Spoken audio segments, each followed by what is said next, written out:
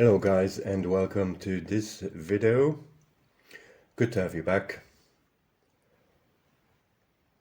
After the last video with that insane guy and his wedding reception, I actually did a bit of self-reflection and I actually decided not to do any of these reactions anymore. I know that the reactions are pretty popular and I also see that they get the most clicks and people seem to like them. But I really don't care very much about that. I'm not on YouTube to become popular or to get as many clicks as possible. I really don't care about that very much. I don't take myself so seriously. Look, we're all going to die in a few decades or in a few years, or even we could even die today. We're all going to disappear and we're all going to be forgotten. So this is all, we are not as important as we think. But exactly because of this reason, I don't really want to waste my time with such nonsense.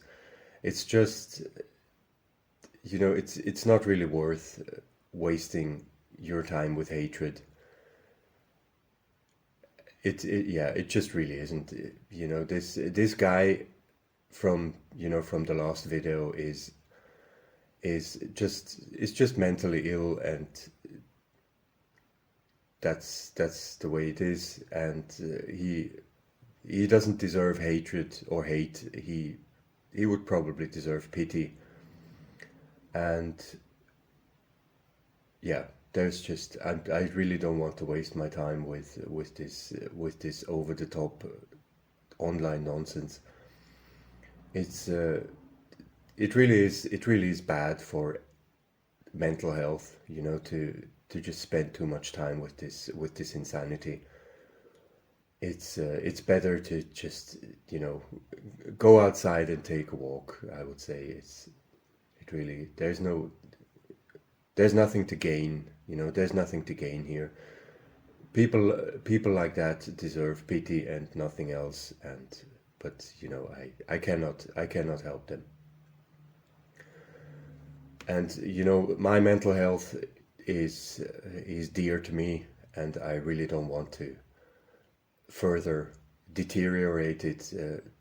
I'm already under enough strain with the insanity that I have here, with the noise torture that I'm subjected to every day and every night.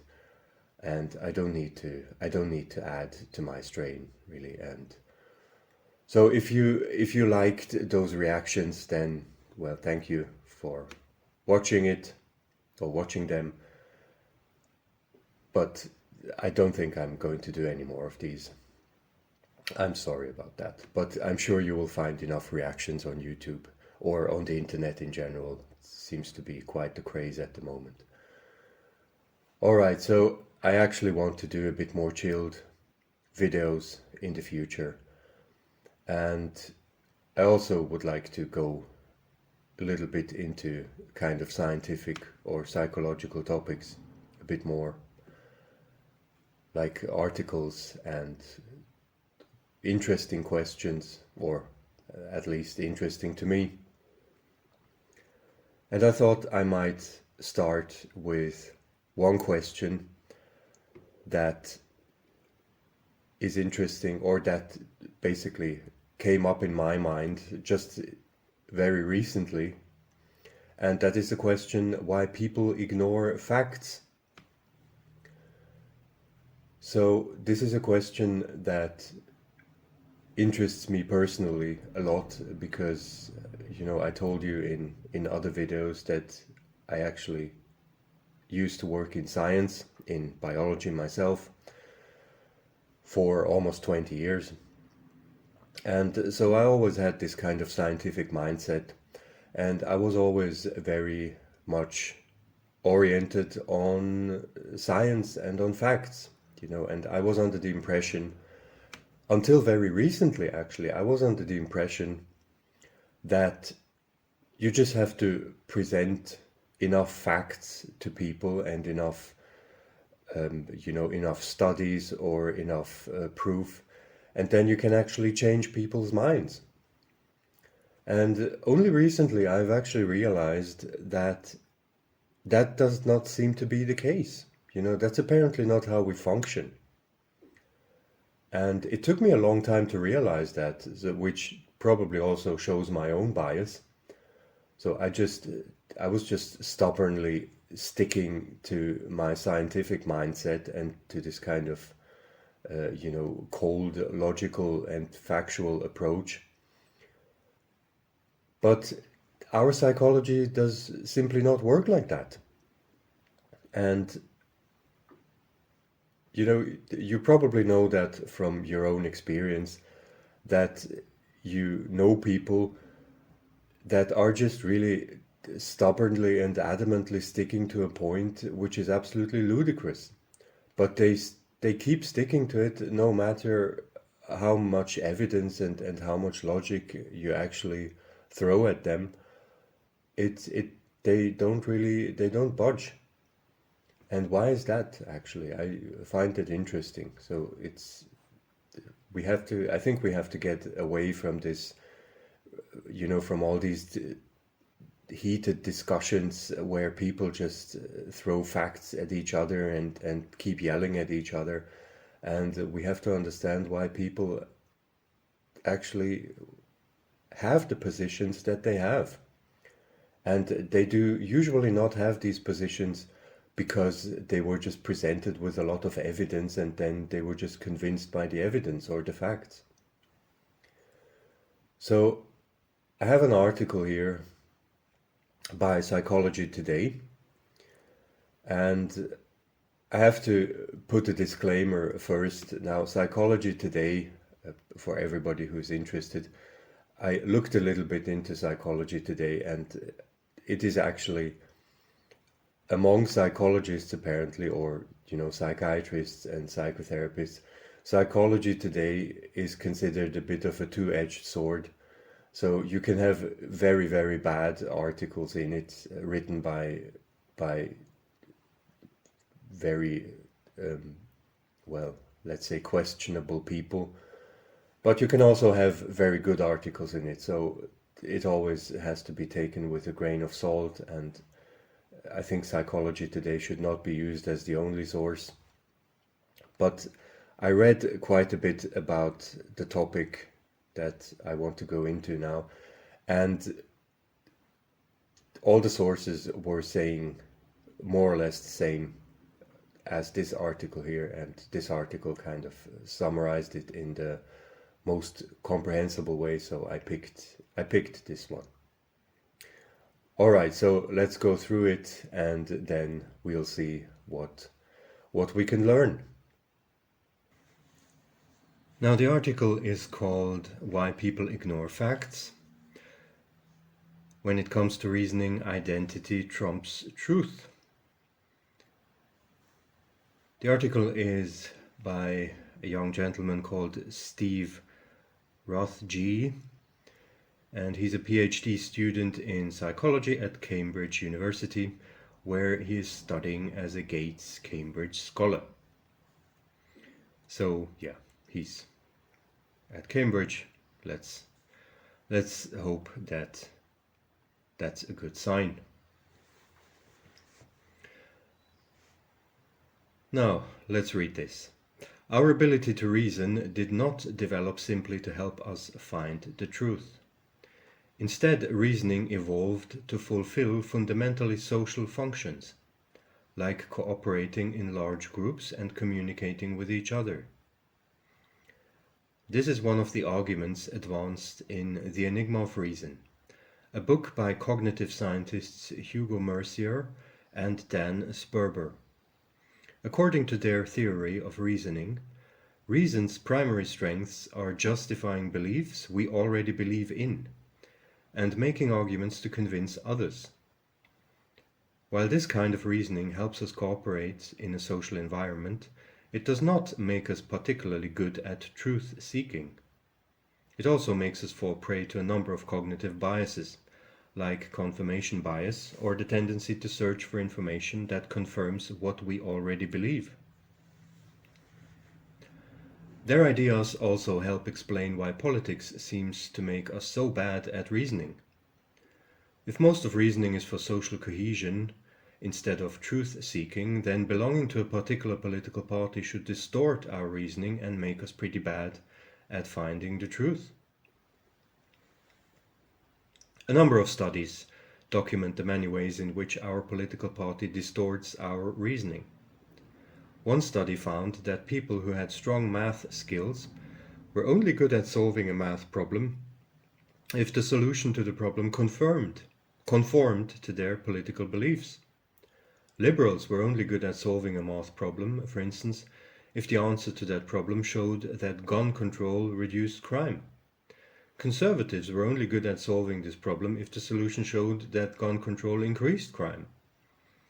Another study found that the higher an individual's IQ, the better they are at coming up with reasons to support a position, but only a position that they agree with.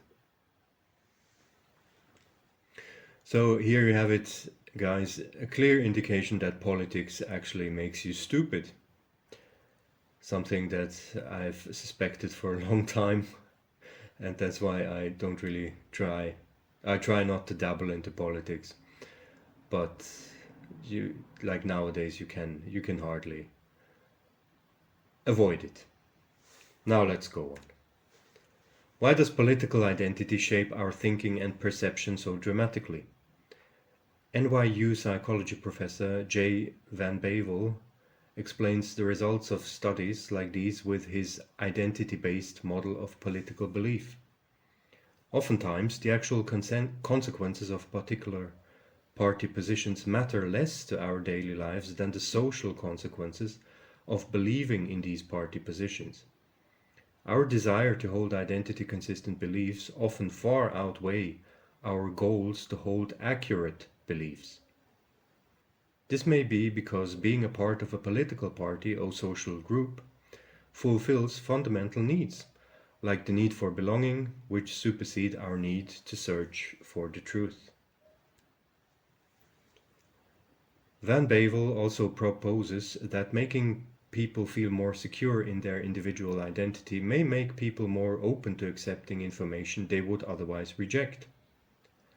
Some evidence suggests that self-affirmation exercises, which allow people to reflect on values that are meaningful to their identity, make them more willing to accept information that goes against their political identities.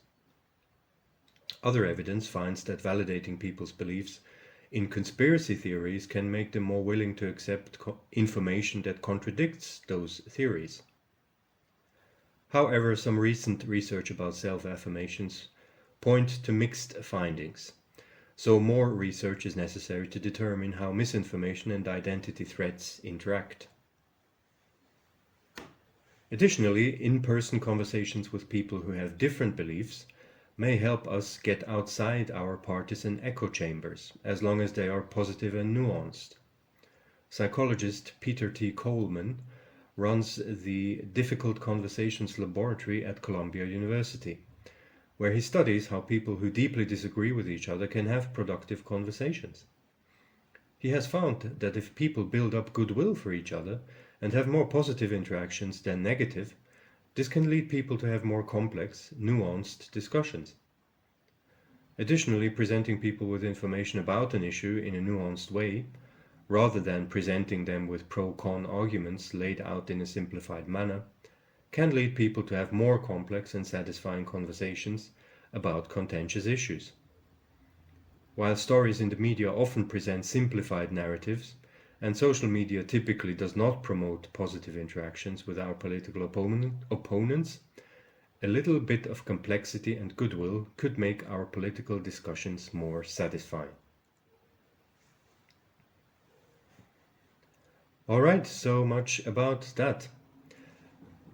Now, this is not the entire article. I left out certain parts because they were just not really relevant to our discussion here. And also because it focuses mostly on politics, and they were going on about politics a little bit. And as I said, I don't really want to go into politics, but I found it pretty funny in the article that although the author warns us actually about being biased and trying to not remain in your bubble, he actually uses a particular political group to demonstrate how, in his opinion, they are good examples of being biased and being incorrect and having the incorrect opinions, which is a bit ironic because he just warned us about polarization, but then he falls immediately into the same pit. And it is interesting that when I looked at some other articles, in some of the articles it was just absolutely in your face that the author belonged to one particular political group or political party, and was absolutely convinced that he would be correct and he would be the custodian of truth, and everybody disagreeing is just wrong and is a conspiracy theorist and whatnot. So I'm not going into politics again, as I said, but you can probably imagine which political side they were pushing. It was, of course, like the mainstream side. And on that mainstream side, you have a particular list of opinions that you just have to, kind of leftist, woke opinions, that you have to stick to them. Otherwise, you are not going to be accepted in that camp anymore. And apparently the authors wanted to make it clear that they belong to that accepted camp and that everybody else is wrong. So I didn't pick those articles because it was just too much in your face. This article was still kind of the most neutral.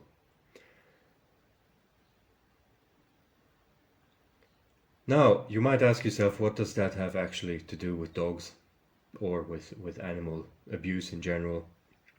Now, they're talking about politics here, but this, of course, does not only apply to politics. It applies to every other kind of partisan group that you can easily find.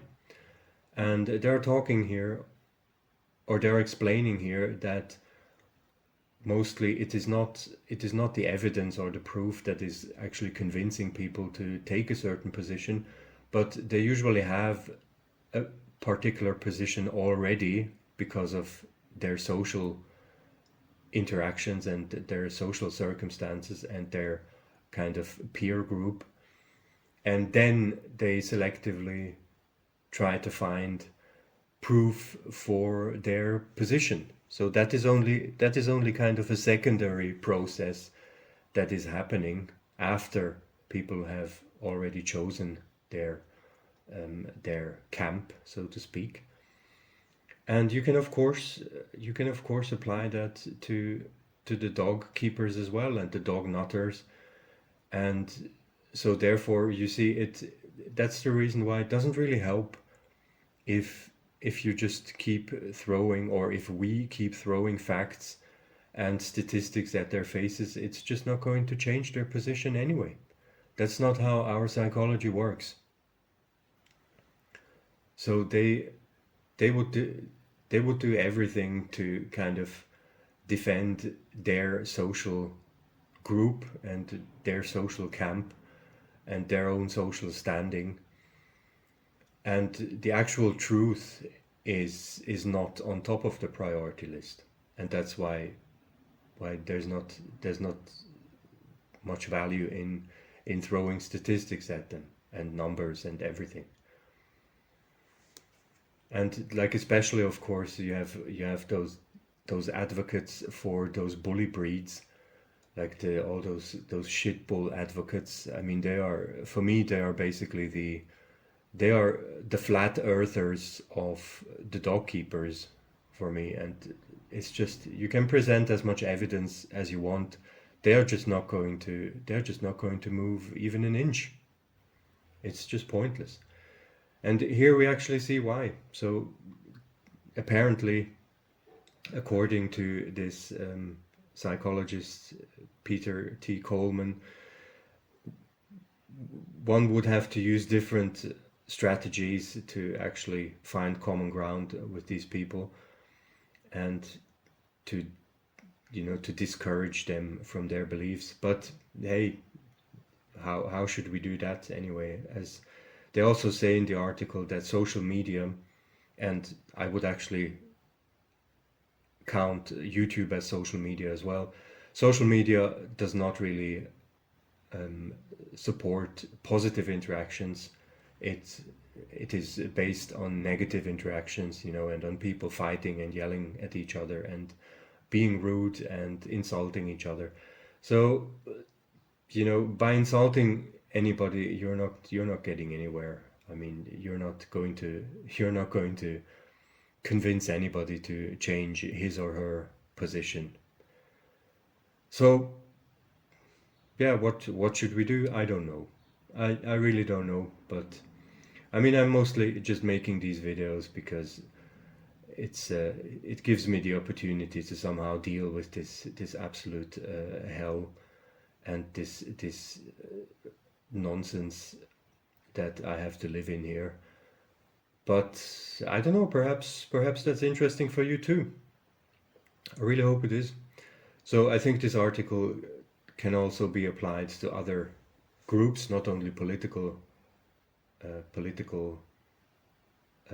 camps or people with a political affiliation.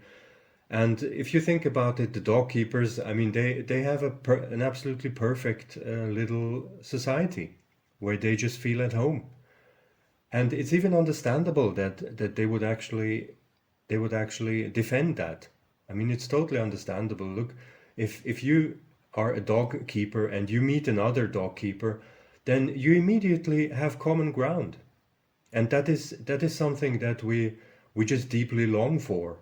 You know, as humans, we are social beings, and we just want to have common ground with other people, and we want to have interactions with other people. And you know, this dog topic, or the dog notchery, is the perfect common ground. I mean, you immediately have something to talk about. You can immediately bond with, you know, you have something to bond about. And like, you have huge, even huge clubs and associations that you can become a member of, and you will probably easily be accepted in that group. Like, it's probably not difficult to be accepted there. And you can find loads of people who probably have similar mindsets than you, which is also something that we are longing for. You know, it's kind of depressing if you just think that you are alone with your thoughts, and just the entire rest of the world is just disagreeing with you. Like, it's kind of depressing. So yeah, we all want to have other people that kind of confirm our worldview. So this is not something that you can, you know, you cannot reproach that to the dog keepers. I mean, you cannot turn this into an accusation. Like, the dog keepers are not the only ones doing that. But the problem is that I would say most of them have really gone off the deep end, and they're so entrenched in their obsession and in their distorted view of reality that it's almost impossible to actually get through to them, which I've already seen myself, you know, in personal experience. And you can also see it online in countless examples. So what to do, I don't know, but I think it's important to know that our psychology does not work like that it's just purely based on logic and facts, and you just have to present enough facts and then somebody will be convinced. That's just not how we roll. So I just wanted to put that out there. I don't really know what to do about it or how to approach the problem, but yeah, perhaps you have ideas, or perhaps it was just interesting in general. Righty ho, guys. That's everything from my side. I hope you're having a good day. Stay away from dogs. Take care of yourselves. And goodbye.